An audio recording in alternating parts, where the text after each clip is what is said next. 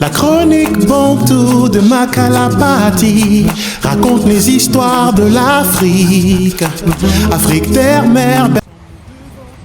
Je m'appelle Makalapati. Oui, j'habite un grand village comme ça qui s'appelle l'Afrique. Et dans mon village, il y a beaucoup de régions. Parce que je suis un Bantou.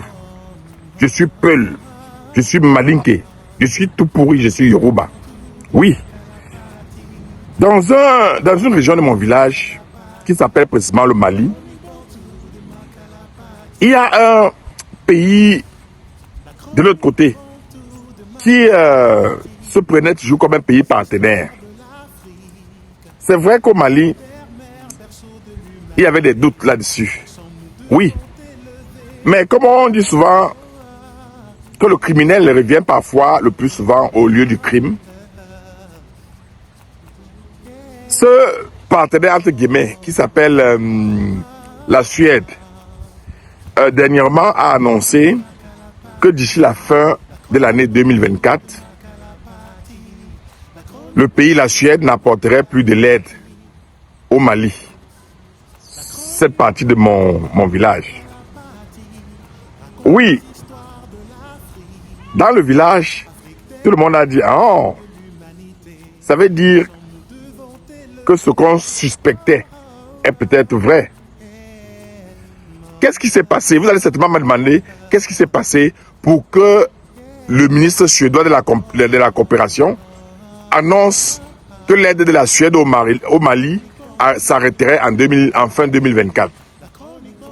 C'était après l'expulsion par le Mali de l'ambassadeur d'Ukraine. L'ambassadeur d'Ukraine au Mali. Pourquoi? Parce qu'un haut dignitaire de l'Ukraine avait annoncé ou encore avait déclaré qu'ils ont aidé les terroristes à massacrer ou à attaquer l'armée malienne. Est-ce qu'une déclaration comme celle-là d'abord est responsable? Donc vous dites à Mondovision comment vous avez aidé des terroristes à attaquer un pays, le Mali. Directement, les autorités maliennes ont réagi. Ils ont réagi à... Qu'est-ce qu'ils ont fait? Ils ont arrêté toute relation diplomatique avec l'Ukraine de façon instantanée et de façon...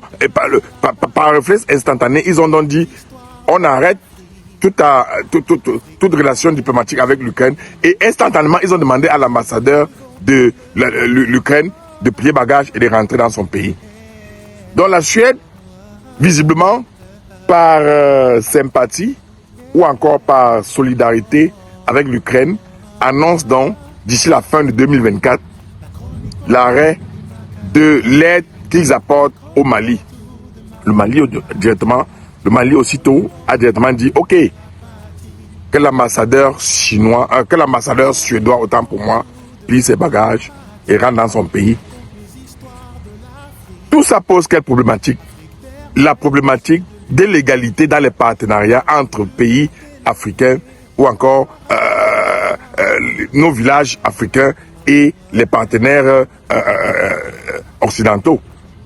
Pourquoi d'autres devraient-ils toujours regarder ceux qui viennent de l'Afrique avec un regard condescendant? Pourquoi doivent-ils toujours les regarder du haut? Aujourd'hui, dans mon village appelé Mali, un peu comme au Burkina Faso, un peu comme au Niger, il y a une très bonne graine qui se sème. Oui. Et il faudrait aider à entretenir que cette graine germe. Oui. Oui. Laquelle graine? Laquelle graine, autant pour moi? C'est cette graine qui voudrait que nous soyons traités en termes d'égal à égal. Que les relations entre l'Afrique et les autres ne soient plus des relations d'incondescendance, de manque de respect.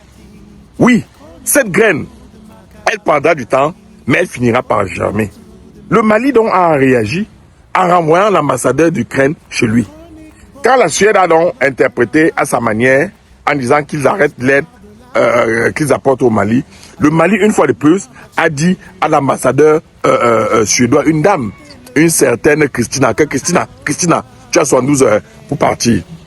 Ah oui, oui, le principe de la réciprocité dans les relations diplomatiques. Bravo le Mali. Et, ne serait-ce que pour ça, une fois de plus, je suis fier d'appartenir à ce village. Ce village qui s'appelle l'Afrique. Oui, parce que c'est là-bas que réside l'avenir.